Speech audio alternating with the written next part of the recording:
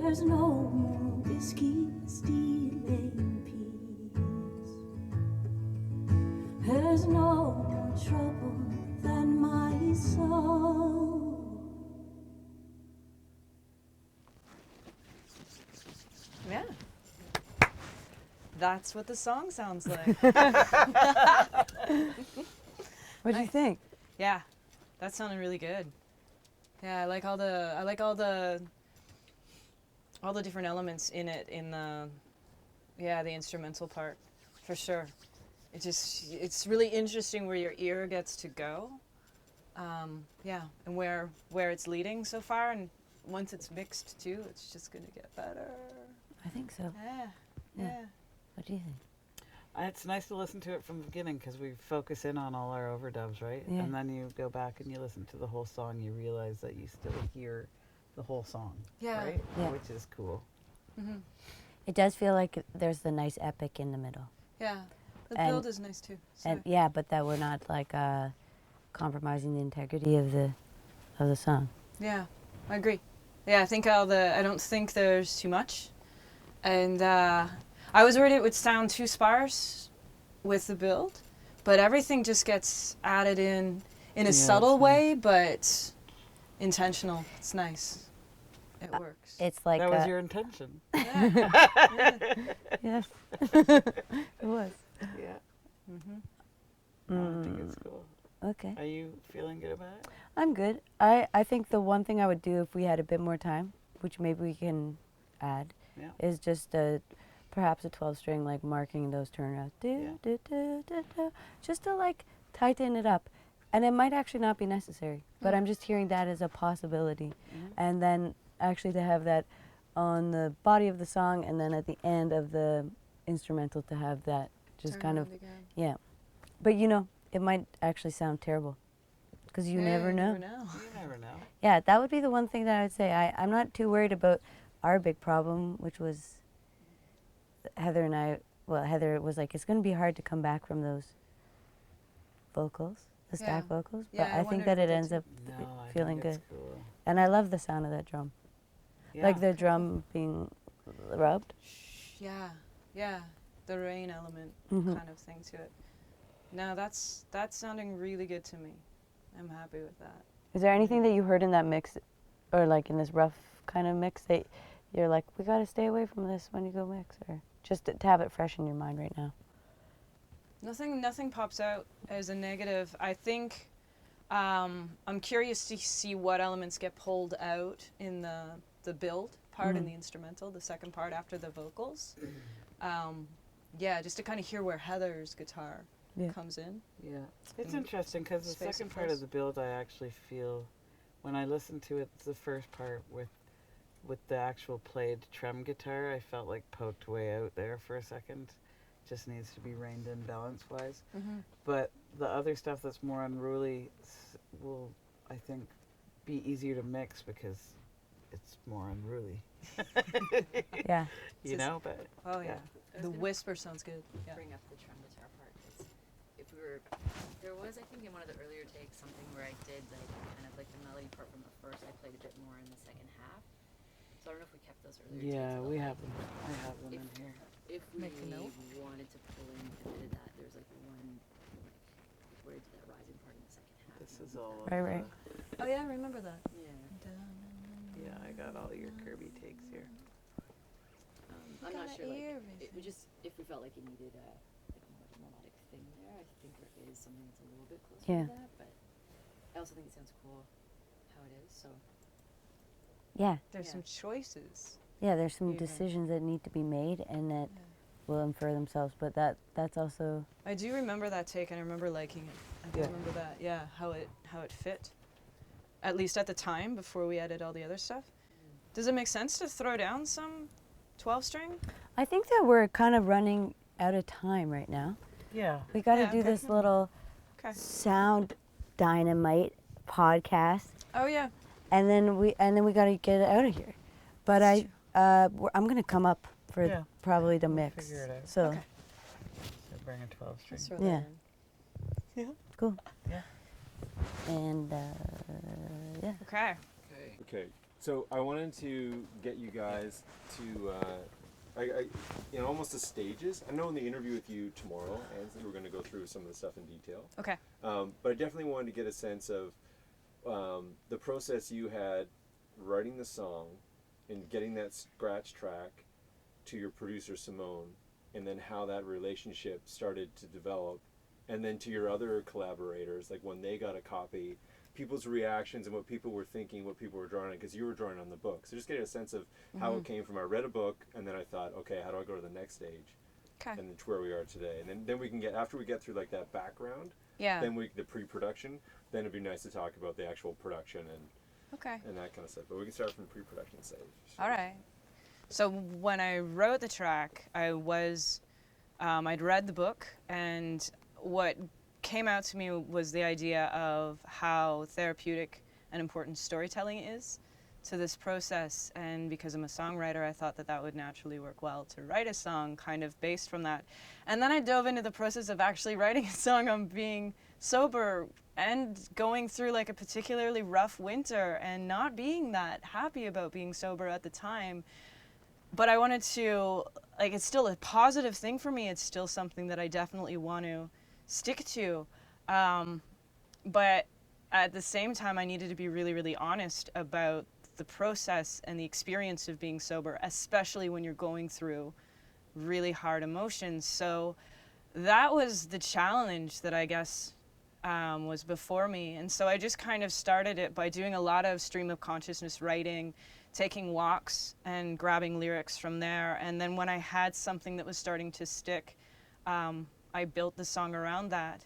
And then demoed it pretty much as you're hearing it, and then gave it, not really actually at all now, but lyric-wise, it's pretty much as you're hearing it. And then I gave it to Simone, who had a few things right off, or not right off the bat, but you added the turnaround, which is really important to this song, the E-A-E. And when that went in, it just sounded like these nice little folds in perfect spots. So yeah, that was a really cool process. And she gave me good feedback, like, yes, it is allowed to be that honest, and it does not have to be. There's no kicky, upbeat sobriety song.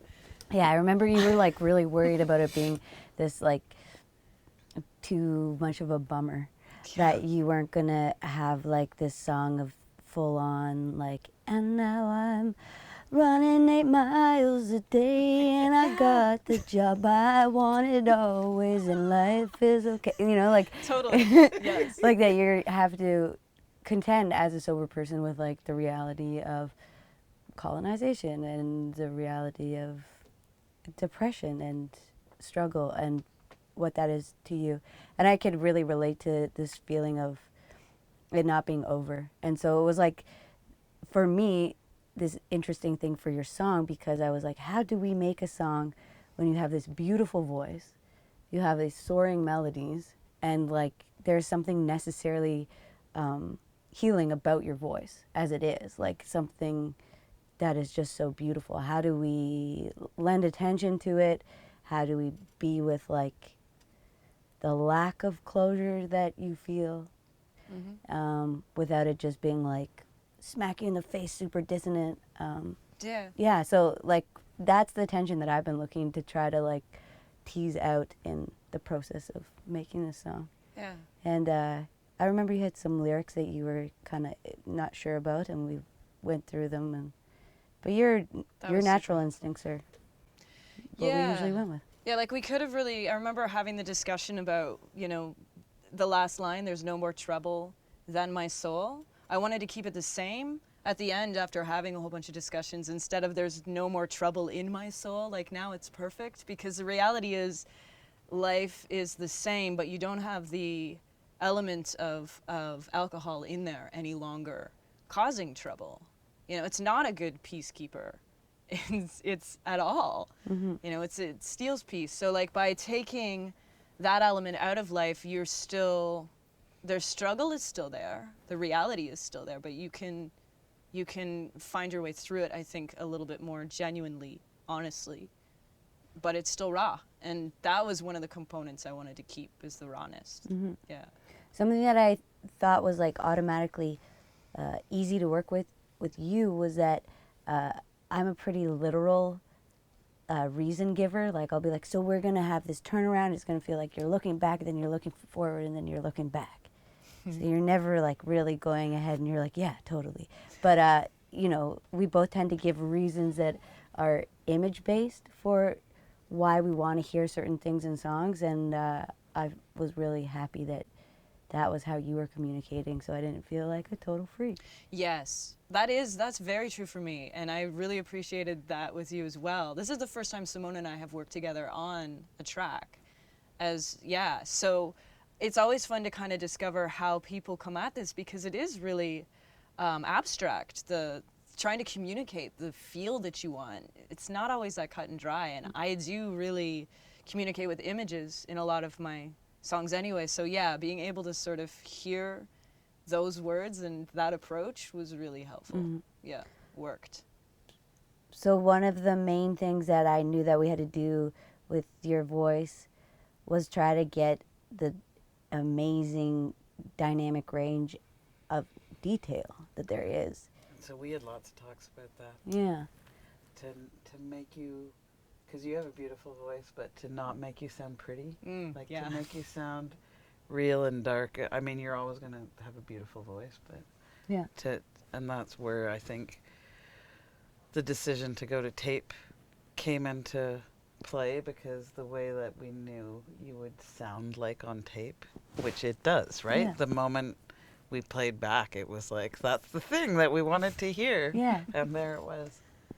Yeah. I've always felt like singers who have strangeness to their voice get like flattened out when using digital. I don't know why it is. I'm not an engineer, but in records that I've made without tape, I've always been like, oh, there's this feeling like we have to like buff it up or like avoid the strange parts of someone's voice. Like if you're comping a take, then you choose the things that feel perfect. Whereas when I'm using tape, I'm like, oh, that was really weird, let's keep it. And I want to hear that. And I loved having that latitude with you today when we were finally recording it, because I was like, yeah, this is how I want to hear your voice. Yeah. Yeah. Yeah, I really loved hearing my voice on tape too. It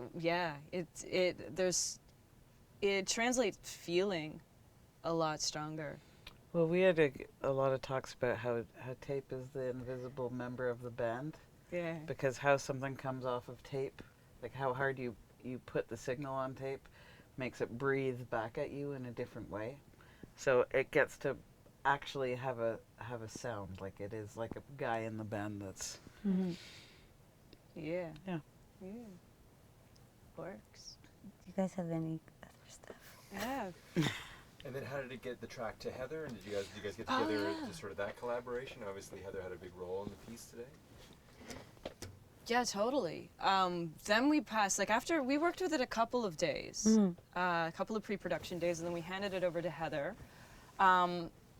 Actually, we didn't give her that much time with it, didn't we? Did we even give you the track? No, I asked for it. And you said Yeah, because here's the fun thing.